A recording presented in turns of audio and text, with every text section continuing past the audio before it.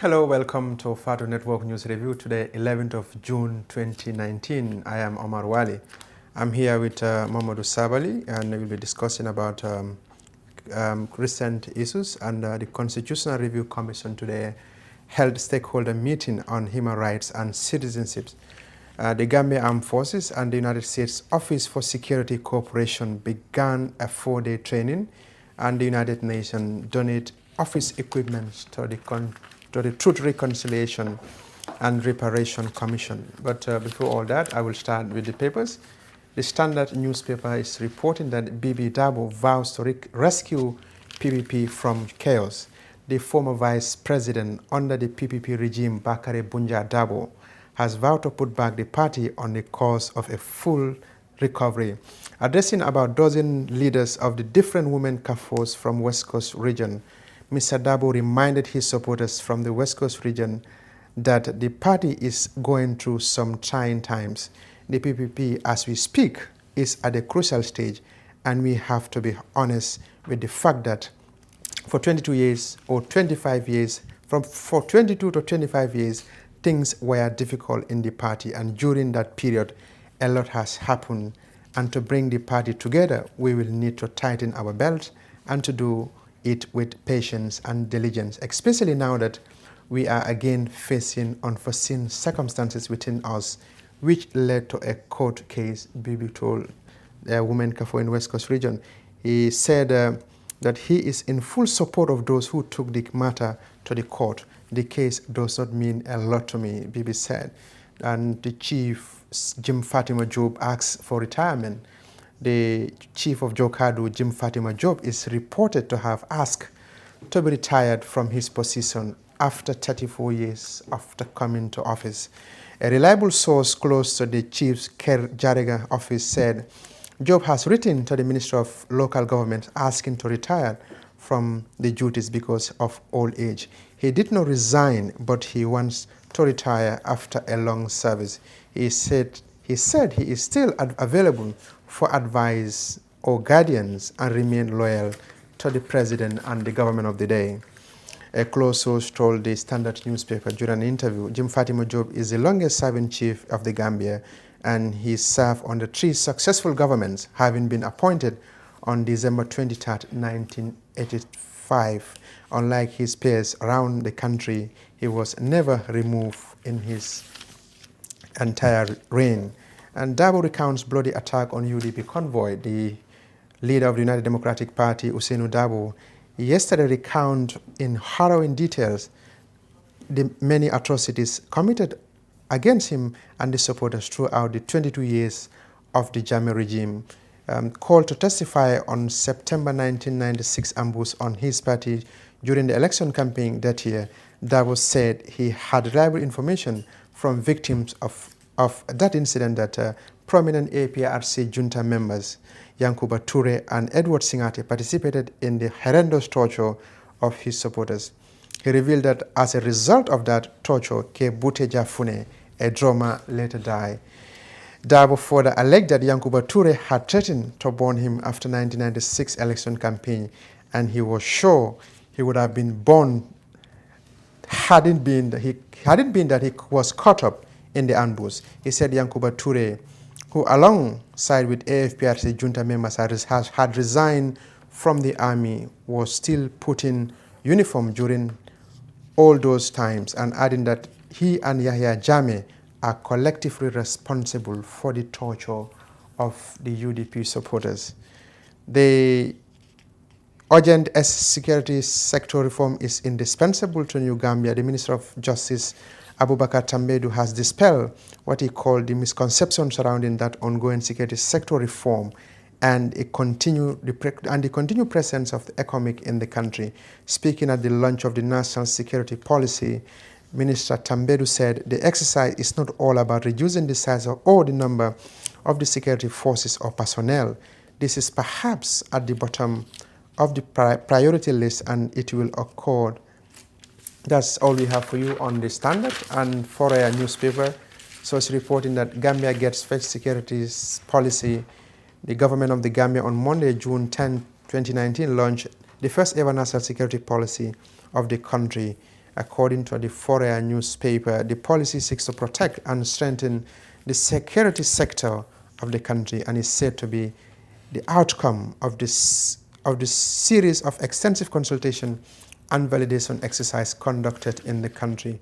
Well, that's all we have for you today on the papers. I will now turn to my guests, and with me here is Mamadou Sabally. Sabally, welcome to the Fatu Network.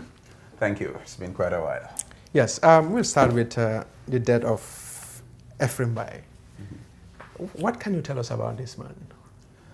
Yeah, quite a lot, really. My condolences to the family and the entire nation and the sub-region at that. It's been such a fantastic resource.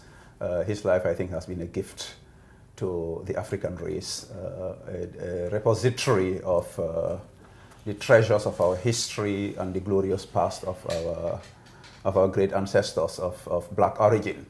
I actually started learning from Ephraim Bai as a toddler, even before I ever set eyes on him. I mean, growing up as an infant in Banjul, Perseverance Street, my elder siblings, mainly Gas Sabally, Burama Sabally, they were going to Kampama Primary School, and they would do these concerts, and Ephraim would be the main resource person, you know, teaching them about some of these folk songs, and they would come back home and sing these songs, and really my first contact with culture, very, very enriching.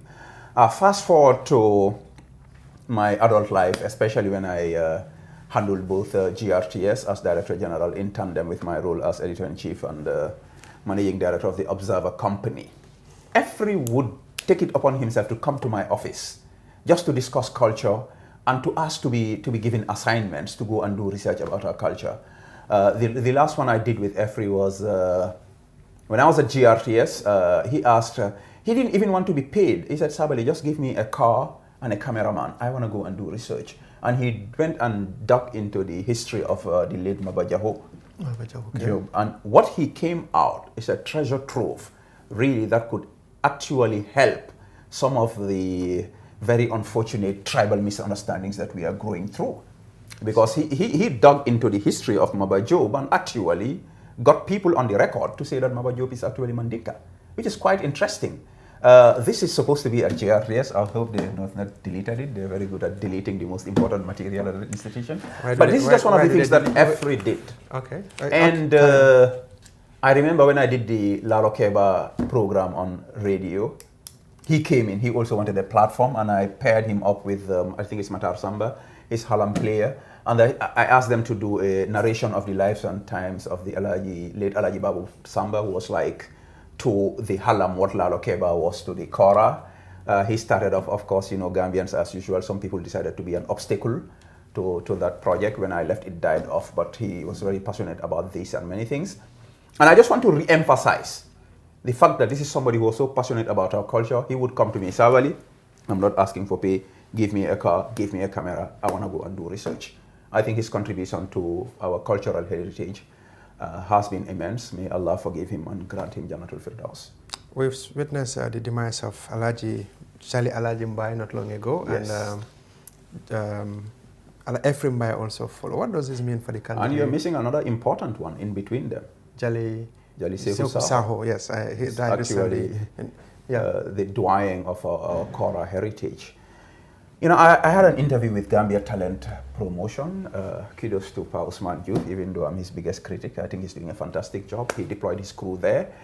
And I actually mentioned Jali Sehu Saho. I said, and I'm very serious about this, with this succession of deaths of our national libraries. Because I say, I mean, we are an oral culture. A lot of what we know is deposited into the libraries, that is the brains of our great Jalis. We lost Jali Alaji Mbai, Jali Sehu Saho, Ephraim Mbai in less than half a year. Yeah. What I said is we should declare a national emergency. I think the government needs to step in to fast forward whatever little efforts are being done in terms of recording our oral history, and also in terms of incentivizing some of these professions so that we could encourage young people to take over from these very gallant icons of our history and culture. Recently, you were at the Foni Agency for Rural Development. Yes, FAR. Yeah, FAD. What can you tell us about this event which was held in West Coast? Well, fantastic. FAD, of course, the Foni Agency for Rural Development is an initiative of Lamin Tamba and his team. They just came together to give back support, physical, moral, to Foni. We all know the situation of Foni in the so-called New Gambia.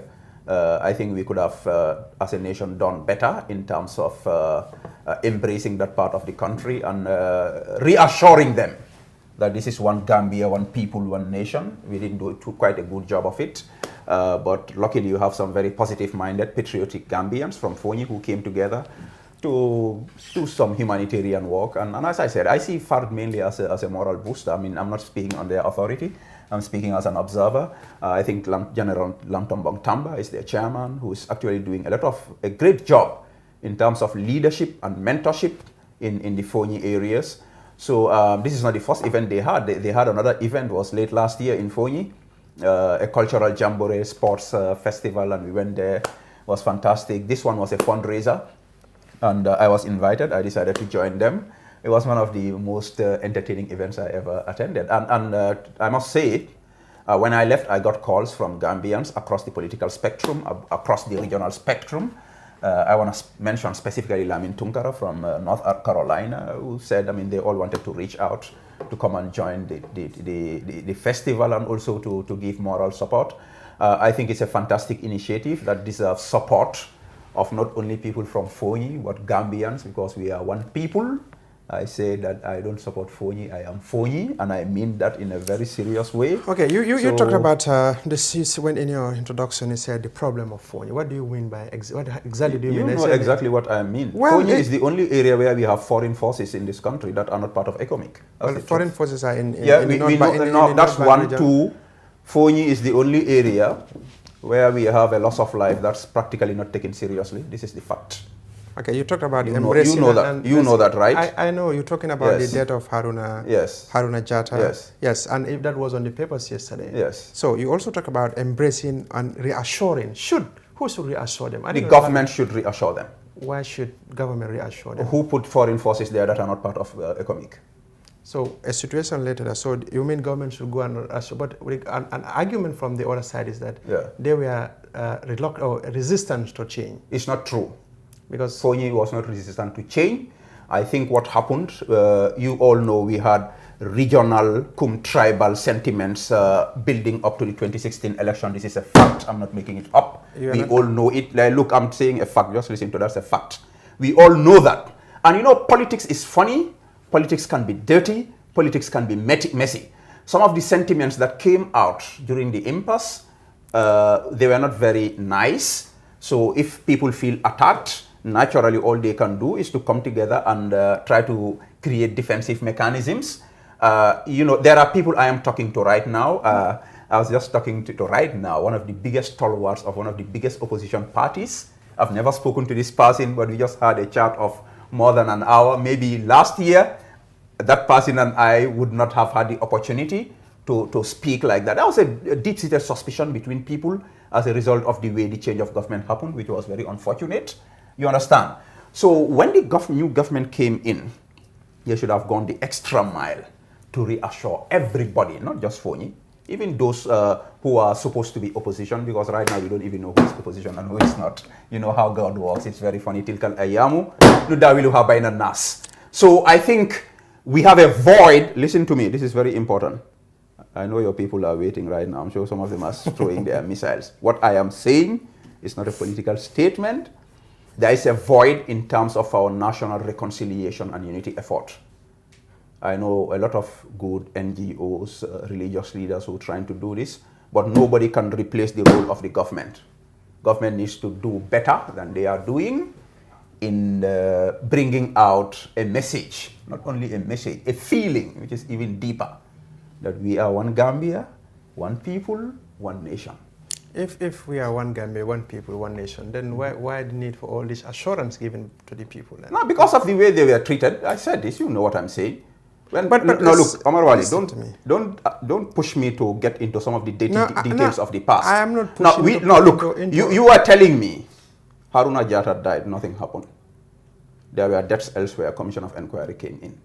matunga danje kana kumo bondinda membe kuoni aba jakasila okay ya lonne menketa mbenga lonne mo manke finkinteti jang mbe mem fokam wolem e ko kuma koto senkango nyoma nyokoto senkango wala fisayati malo nkambe mem fokam wolem ko Gambia ngaje ko mbe mu kilinneti mbe badin killing nga katoke dal nga nyomuta mbe wala fokam adu wo nyomuto mol ba katakanne dina nyaton kol ba katakan bad mansa kundale nyantela katola fala ka je katandi Gambian ko lako mbe mu badin neti mbe mu kilinneti politiko kana problem woni wali sota samananda malte so yes, ngamra yo moyle yes. So mansa kundala mantra ake kan nyanda kamenke to make so ko nte sela okumo ka ngam fa ko etale mansa kundal mol ba katakan pour ka kilinti bar mansa kundala do ko mote o kenolo mansa kundaye wuli ya jeko sobo membe molte because sobo be molte tema nyi banko kan ani sa yewolon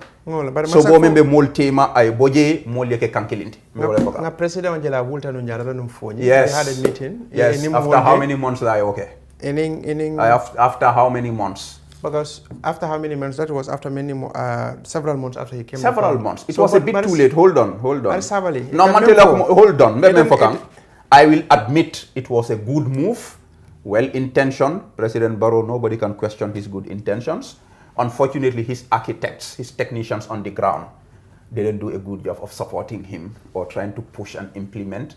The Foni trip was good. The intention was good. The implementation, I'm not satisfied. I'll give him an average. Okay. Even in soldier ko mem foka menga long have Foni. Yes. E ka mem foko well garrison jamele garrison ken kanila. Gambia no levy. Yeah, it doesn't matter. Security is They security. so they were protesting. What is the difference between that and should be handled by the citizens? But if that was the case, why do you went into hiding then? If the security when is for the country is because a situation was in the hands of Gambians, yes, and they nearly liquidate you at the 11th hour when Jammeh was about to leave. Yes. So what is the problem? So what I'm saying... What has that got to do with this? What I'm saying, because because when Jammeh left, there was a security problem. That's why they asked those people to come, and it wasn't only in Foni, but in other parts of the country. That's all the more why, Omar Wali, my position comes of reassuring those people. If you, I don't know what's in their mind, maybe you advise them, right? If they decided to do that, no, that's a joke. If they decided to do that, that's all the more why my positions come in of going and reassuring those people. Katandila ko nganyinke kule kama, bari mbemu kilineti, mbemu Gambia kilineti. Omar Wali, you are just you're actually supporting my position now for a reassurance from that to that part of the country. So, Molia Jelede, you were kind of singing, dancing, and parawetting, if I may put. I don't even know how to say that in Mandinka. How do you say parawetting? Okay. Yumbria sola. My yumbria say the ngangkungole finjan wrong. Donga man jaw ya. Kung finjan okay baka okay no. So another thing has to do with yesterday Yenim Fenkololo national security policy, and the justice minister said the same thing. We are just throwing the same line that the Gambia's army's dislike of Jammeh is the reason behind the coup plot, because the military, they don't like Jammeh. That's why there were persistent coup attempts rather. I'm not sure the military as a unit actually disliked Jammeh. I don't think so. I don't think that's true, by the way. But there were elements who wanted to get rid of Jammeh for various reasons. I don't want to get into that. What I don't understand, Omar Wali, is for the Attorney General and Minister of Justice to stand in public, in front of the President and Commander-in-Chief of the Armed Forces, in front of the Chief Justice, and justify coup d'etats. Regardless of during which regime those attempts were made, this is one of the worst utterances ever uttered by any responsible person within the realm of the custodians of our jurisprudence. But somebody should apologize to the whole nation for this statement. Completely, totally despicable, completely, totally unacceptable.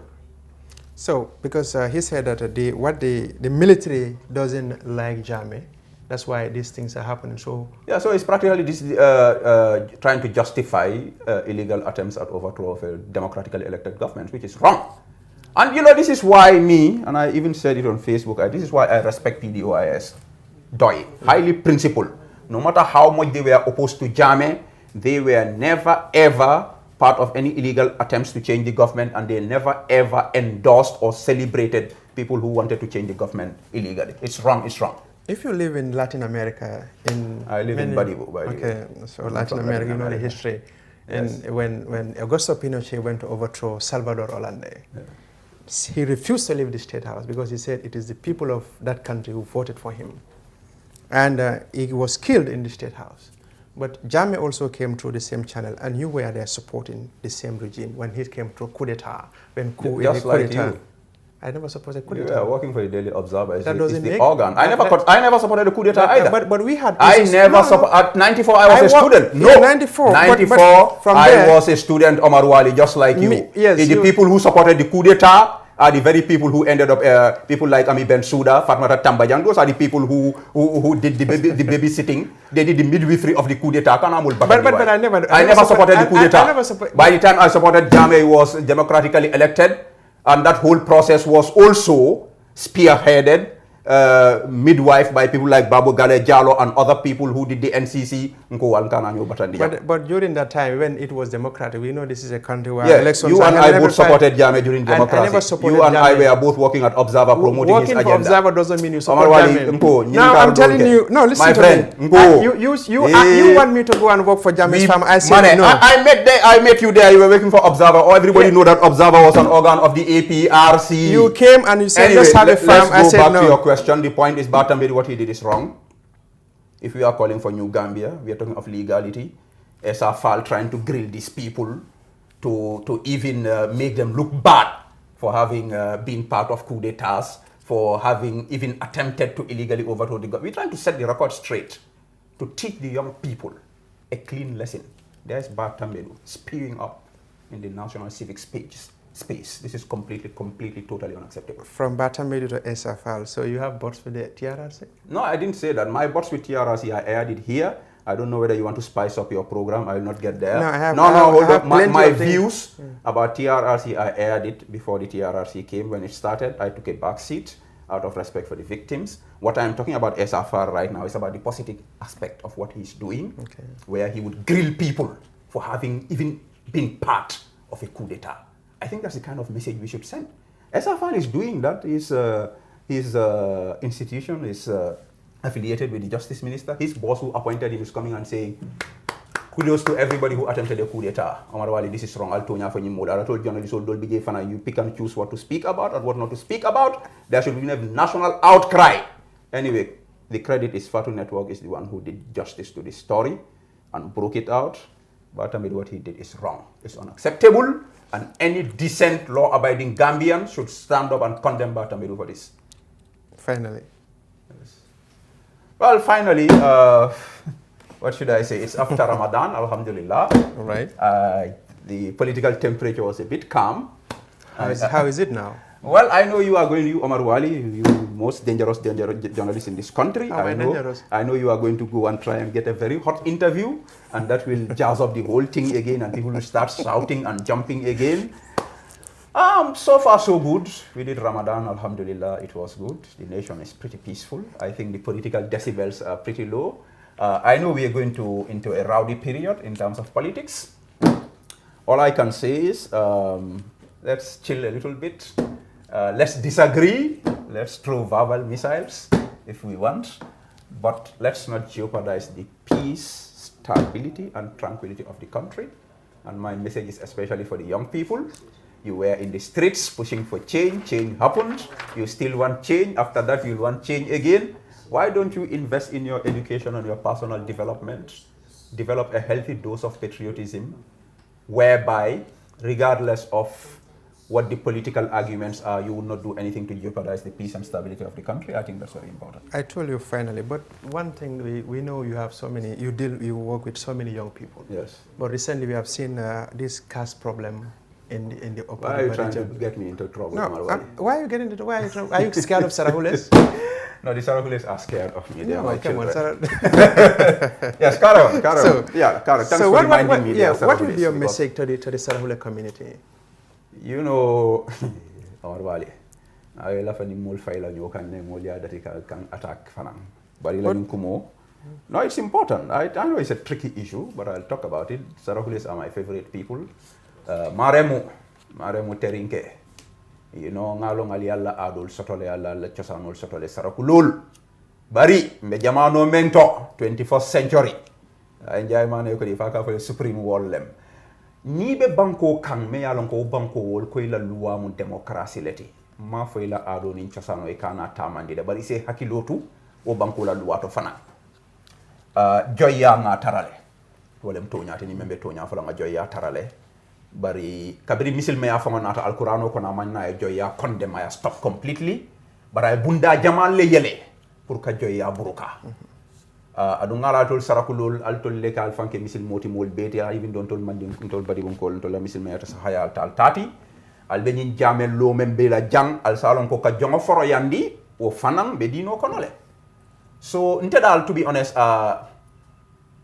last year I was in Egypt kabrin problem that it there was this problem until the MP had an accident.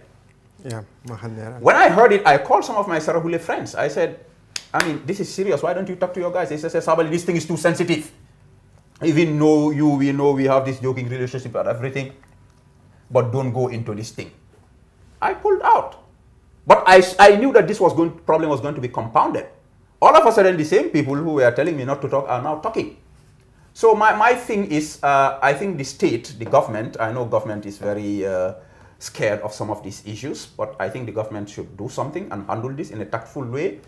Those who claim to be owning the slaves, my appeal is leave these people. I mean, if you call yourself a Muslim and you know the rewards that have to come with freeing a slave, I think you should do it. Those who are fighting against it, I think they should be civil about it. And to know that a compounded problem of 500 years, if you want to solve it in 5 days, you might create another problem. So my appeal is for dialogue.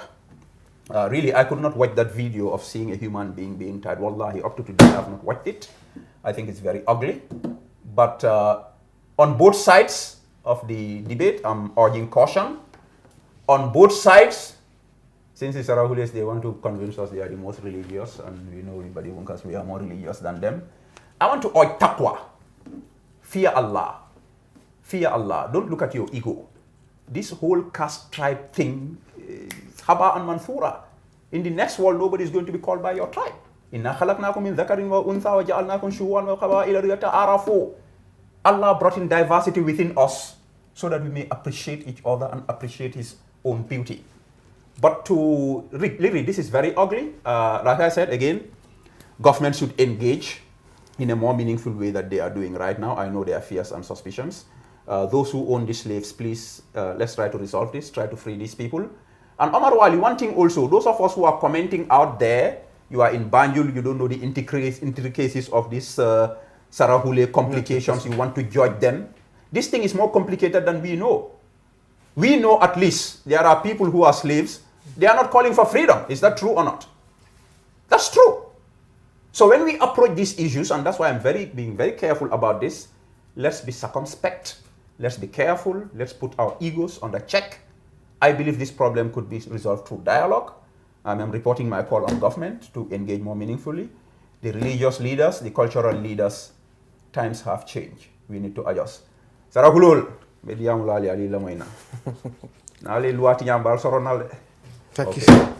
Thank you so much for your time.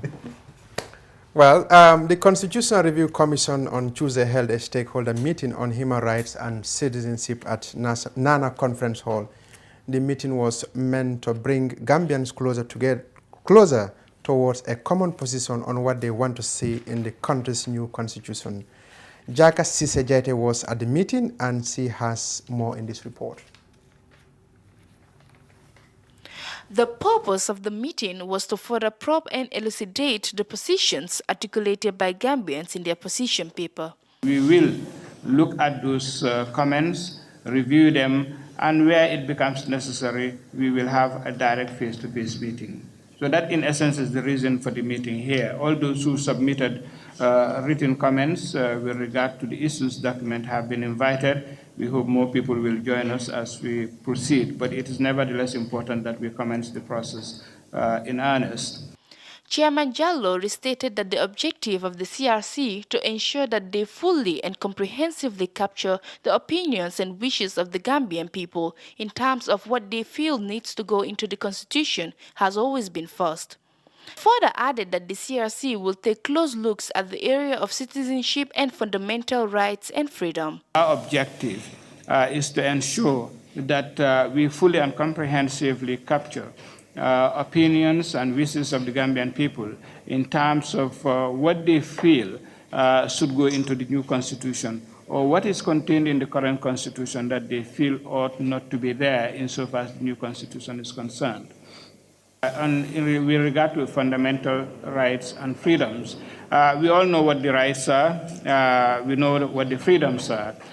Freedom of speech, freedom of assembly, freedom, to profess the religion you want without a let or hindrance, and things like that. The question, again, is what additional freedoms do we think we need in the new constitution? What sort of modifications do we need in order to ensure that these freedoms that we talk about every day are properly guaranteed and protected under the new constitution? That is very critical.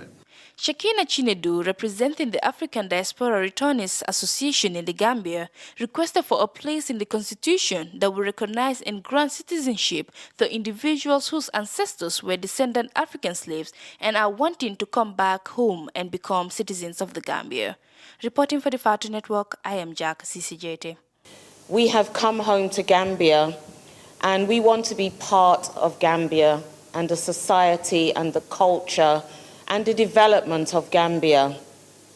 And we made submissions to the Constitution that we also want to be citizens in Gambia, to be recognized as the Africans that we are. Well, that was the story there by Jaka Sisejete. Well, viewers, that's all we have for you today. From me, Amar Wali, and my guests and my team, thank you so much. Till tomorrow. Bye for now.